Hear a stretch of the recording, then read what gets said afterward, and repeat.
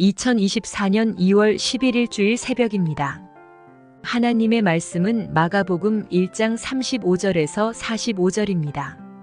새벽 아직도 밝기 전에 예수께서 일어나 나가 한적한 곳으로 가사 거기서 기도하시더니 시몬과 및 그와 함께 있는 자들이 예수의 뒤를 따라가 만나서 이르되 모든 사람이 주를 찾나이다.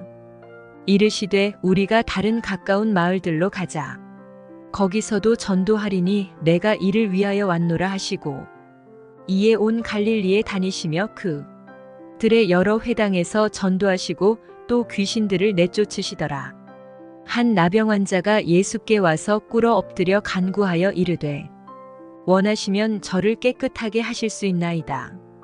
예수께서 불쌍히 여기사 손을 내밀어 그에게 대시며 이르시되 내가 원하노니 깨끗함을 받으라 하시니 곧 나병이 그 사람에게서 떠나가고 깨끗하여진지라. 곧 보내시며 엄히 경고하사 이르시되 삼가 아무에게 아무 말도 하지 말고 가서 내 몸을 제사장에게 보이고 내가 깨끗하게 되었으니 모세가 명한 것을 들여 그들에게 입증하라 하셨더라. 그러나 그 사람이 나가서 이 일을 많이 전파하여 널리 퍼지게 하니 그러므로 예수께서 다시는 드러나게 동네에 들어가지 못하시고 오직 바깥 한적한 곳에 계셨으나 사방에서 사람들이 그에게로 나오더라. 하나님 말씀을 증거하겠습니다. 주님은 이 땅에 33년 동안 계셨죠. 근데 실제 사역 기간을 살펴보게 되면 3년 기간밖에 되지 않습니다. 이걸 일명 공생애다 그렇게 이야기를 하죠. 정확히 전체 사셨던 그 기간에 비하게 되면 한 10분의 1 정도밖에 안 되는 그 시간 동안에 당신이 해야 될 모든 일들을 사역들을 다 감당했다고 하는 것입니다. 엄청난 집중력이라고 볼 수 있죠. 이걸 우리한테 이제 보여준다고 하는 것이죠. 여러분 인생이 그렇습니다. 시간을 많이 끈다고 해가지고 열매가 있는 것 아니다라고 하는 거죠. 집중력이 있습니다. 집중력에 의해서 모든 것이 판가름 난다고 하는 것입니다. 오늘 본문을 이렇게 통해서 예수님의 일하는 그 스타일을 보게 되는데 바로 집중력이다라고 하는 거죠. 오늘 그 본문 전에 그 21절, 그러니까 지난번에 왔던 21절 이하부터 이 본문까지의 사건은 이틀 동안 일밖에 안 됩니다. 근데 그 이틀 동안에 엄청난 많은 일들이 일어나게 됩니다. 회당에서 가르치기도 하고 또 귀신도 쫓아냈죠. 그 다음에 시몬의 그 장모의 그 열병도 고쳐줬고 또 저녁에는 온갖 병자들, 특별히 귀신 들린 자들을 고쳐줍니다. 그러니까 굉장히 하루를 알차게 사셨던 거죠. 우리는 하루에 2가지 하기도 힘든데 주님은 이 많은 사역을 다 감당해내셨다고 하는 것입니다. 근데 이렇게 많은 사역을 담당하시고 그 다음날 보십시오. 새벽에 일찍 일어나서 미명에 일어나가지고 기도하는 그런 모습을 또 우리에게 보여주고 있다고 하는 거죠. 그리고 여러 사람한테 복음 증거하고 많은 사람들이 이렇게 몰려오니까 또 다른 마을로 가서 또 전도합니다. 그러니까 이런 행적을 통해서 우리에게 보여주는 게 뭐냐면 집중력 있는 사역이다라고 하는 거죠. 그러니까 예수님 사역의 핵심은 집중력이 있다는 거예요. 하루하루의 삶을 허투루 보내지 않았다고 하는 것입니다. 특히 그 32절을 보게 되면 저물어 해질 때, 그러니까 저물어 해질 때까지 이때까지 열심히 사역하셨다는 건데, 근데 또 35절에 보니까 또 새벽에 일어나셨다고 하잖아요. 그러니까 하루를 성실하게 사셨던 주님이 새벽에 일찍 일어나가지고 기도하셨다 이렇게 나옵니다. 그러니까 새벽 기도 하시는 분들의 그 특징이 뭐냐면 하루를 성실히 살았던 분들이라고 하는 거죠. 열심히 사니까 이게 푹 잘 수가 있는 것입니다. 그래서 새벽에 일어날 수가 있는 거죠. 하루를 그냥 대충 허랑방탕하게 사는 사람은 저녁에도 밤잠을 못 자요. 그러다가 새벽 1시나 2시까지 깨어 있잖아요. 불면증 걸리신 분들한테는 죄송합니다. 근데 일반적으로 젊은 사람들이 그렇다는 거죠. 그래서 이 사람들은 죽어도 새벽 기도를 못 한다고 하는 거예요. 어제 어영부영 산 사람도 마찬가지입니다. 절대 주일 예배 시간에 못 나와요. 저희한테 2시 예배 드리니까 지금 나올 수 있겠지만 아침에 예배 드리면 절대 못 나온다고 하는 거죠. 열심히 나름대로 이렇게 목표를 정해서 공부하고 일하고 그런 사람들은 주일 예배에 그 자리를 지킬 수 있다고 하는 것입니다. 목사님 나는 바빠서 못 나왔어요. 일이 많아가지고 잘 안 믿습니다. 분명히 밤에 딴짓을 한 거죠. 그래서 언제나 낮의 활동이 언제나 아침을 깨우는 인생이 될 수 있다고 하는 것입니다.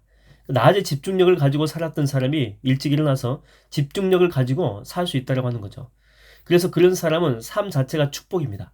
축복의 사이클이 계속해서 반복된다고 하는 것입니다. 이런 말이 있죠. 하루에 4시간만이라도 집중해서 일해라. 그러면 그 일은 반드시 이루어진다. 보통 사람들은 그렇습니다. 나는 하루 10시간 일하는데 15시간 일한다. 이렇게 일하는 시간을 이렇게 자랑합니다. 근데 실제로 이렇게 따져보게 되면 집중해서 일하는 시간은요, 얼마 되지 않습니다. 보통 4시간 정도만 해도 우리 인생 가운데 잃지 못할 일들은 정말 집중해서 한다면 없다라고 하는 거예요. 다 이룰 수 있다라고 하는 거예요. 여러분 공부 같은 것도 마찬가지인데 뭐 어떤 사람은 그래요. 나는 하루 종일 해서 한 게 중요한 게 아니라니까요. 얼마나 집중해서 공부를 했느냐라고 하는 것입니다. 시간이 중요한 게 아니고 공부의 질이 중요하다라고 하는 거예요. 책에 정말 구멍 날 정도로 고도의 집중력 있죠. 이게 바로 이 공부의 핵심이다라고 하는 것입니다. 하루 4시간 정도 하면 못할 게 없다라고 하는 거예요. 그 집중력이 뭐 공부의 성과나 어떤 일의 성과를 나타내는 시금석이 될 수 있다라고 하는 거예요. 예수님은 하루하루를 집중력을 가지고 사했습니다. 그렇기 때문에 3년 만에 세상을 위한 구원 사역을 마무리할 수 있었다라고 하는 거죠. 십자가상에서 주께서 하신 말씀 여러분 기억하시죠? 뭡니까? 그래요. 다 이루었다는 거예요. 다 이루었다. 정말 말씀 그대로 3년 동안 모든 것들을 다 이루어내셨다고 하는 것입니다. 우리 높은 꿈 하민교회 성도들이 무슨 일을 하든 뭐 공부면 공부, 또 운동이면 운동, 또 전도면 전도, 뭐 예배면 예배, 일면 일, 집중력을 가지고 여러분 최선을 한번 다해서 감당해 보십시오. 여러분의 삶에서 반드시 많은 열매를 주렁주렁 맺게 될 줄로 믿습니다. 그렇다면 예수님의 이런 집중력의 비결은 대체 어디에 있느냐? 왜냐하면 이렇게 집중을 하려고 해도 순간순간 이게 흩어지거든요. 뭐 집중 안 하려고 하는 사람들이 뭐 어디 있겠습니까? 다 집중하려고 하죠. 근데 집중하려고 하다 보면 많은 일들과 많은 사건들이 이렇게 고민거리가 돼가지고 우리 머릿속에서 떠나지 않는다라고 하는 것입니다. 산만해지는 거죠. 여러분 엔트로피 법칙 알죠? 만물은 질서에서 무질서를 향해 간다는 것입니다. 놔두면 다 무질서, 다 흩어진다라고 하는 거죠. 음식을 이렇게 보게 되면 놔두면 이렇게 분해가 되잖아요. 썩습니다. 그러면 질서가 무질서를 향해 갑니다. 이게 바로 이렇게 만물의 법칙, 엔트로피의 법칙이라고 하는 거죠. 우리도 처음에는 집중합니다. 그러다가 엔트로피 법칙이 작동이 되죠. 점점 정신력이 흐트러집니다. 이건 우리가 인간이기 때문에 어쩔 수가 없습니다. 24시간 우리는 집중 절대 못합니다. 그러면 주님은 어떻게 순간순간 사역하면서 이렇게 집중하면서 사명을 감당할 수 있었겠는가? 그 비결은 우리가 아까도 봤지만은 35절입니다. 새벽 미명에 일어나셔가지고 뭐 하셨다고요? 기도하셨다는 거예요. 기도. 주님의 사역 중간중간에 항상 나오는 것이 뭐냐면 약방의 감초같이 기도하셨다. 이게 반복해서 나옵니다. 기도를 통해서 흐트러진 마음을 이렇게 다시 모았고 또 기도를 통해서 분산된 그런 생각들을 다시 정돈했고 여러분 빌립보서 4장 6절과 7절 말씀 아시죠? 아무것도 염려하지 말고 다만 모든 일에 기도와 간구로. 그러면 그 결론이 뭡니까? 평강을 준다는 거예요. 평강을. 그 흐름이 뭐냐면 염려가 있느냐? 그러면 기도해라. 그러면 평강이 임한다라고 하는 거예요. 여러분 염려라고 하는 것은요. 집중력을 흐트러뜨리게 하잖아요. 직장에서 어떤 일들이 있습니다. 때로는 뭐 자존심 상하는 그런 일들, 뭐 관계적 차원에서 어려움이나 또 이렇게 물질의 어려움도 있겠죠. 이렇게 염려라고 하는 것은 우리가 집중력 있게 사는 것들을 막 방해해요. 물귀신처럼 사망의 음침한 이 골짜기로 우리를 막 끌어내린다라고 하는 것입니다. 그래서 삶의 질이 막 떨어질 수밖에 없어요. 그러면 기도하라는 거. 그러면 기도하게 되면 그 결론은 다시 우리 마음에 소용돌이 치는 그 풍랑을 주께서 잔잔케 해준다라고 하는 거예요. 거머리 같은 것들이 우리 뭐 생각들을 혼돈시켜가지고 우리 몸에 착 달라붙어가지고 괴롭겠잖아요. 근데 기도하게 되면 성령의 불이 이것들을 전부 다 떼내게 해준다라고 하는 것입니다. 거머리 붙었을 때 이게 라이터 되면 금방 떨어지거든요. 마찬가지예요. 기도하게 되면 하나님의 불이 이것들을 다 살라버린다라고 하는 거예요. 그래서 평강이 임하도록 해준다라고 하는 것입니다. 그래서 여러분 기도라고 하는 것은 능력이에요. 능력. 그래서 이것을 아는 사람은 기도에 목숨을 걸 수밖에 없고 그 기도 시간을 지킬 수밖에 없다니까요. 기도 시간에 투자를 한다라고 하는 것입니다. 모든 일에 기도가 우선이 되는 것입니다. 그래서 인생 가운데 승리하는 삶을 살 수밖에 없다라고 하는 거죠. 기도하는 것만큼 열매가 있고 또 기도하는 것만큼 풍성한 인생을 살게 됩니다. 결론적으로 말씀드리겠습니다. 많은 시간 일하는 것보다 집중하는 삶이 우리 가운데 필요합니다. 그리고 그 집중력은 기도로부터 오게 됩니다. 이 진리를 붙잡고 오늘도 승리하는 삶을 살게 되기를 주의 이름으로 축원드립니다. 기도하겠습니다.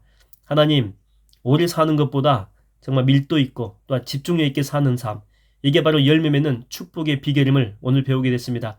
주께서 3년 공생애 동안에 평생 하실 모든 일들을 다 이루어내며 정말 내가 다 이루었다라고 말씀하신 것처럼 하나님 우리도 짧은 삶을 살지라도 정말 밀도 있는 삶을 잘 살아서 그 삶을 통해서 열매 맺는 삶으로 인도하여 주시옵소서. 감사드렸고 예수님의 이름으로 기도하옵나이다. 아멘.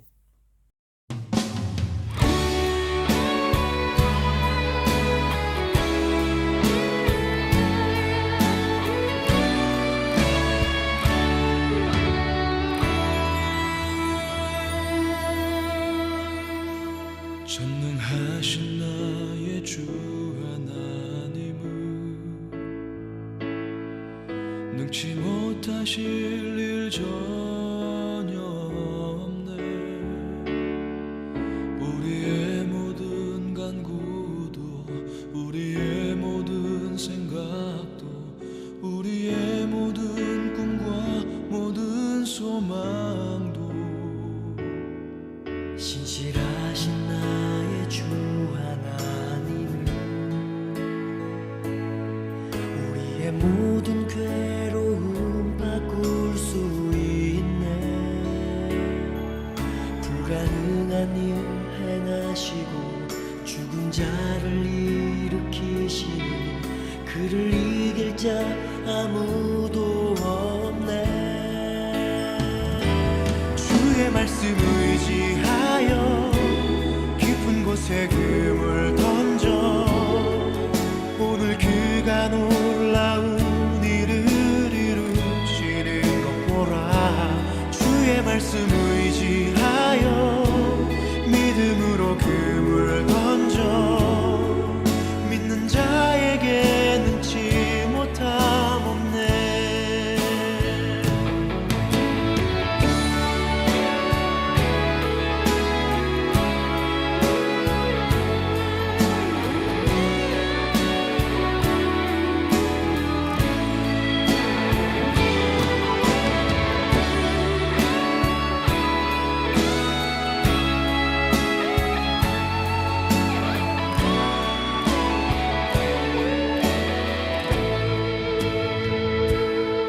전능하신 나의 주 하나님은 능치 못하실 일 전혀 없네.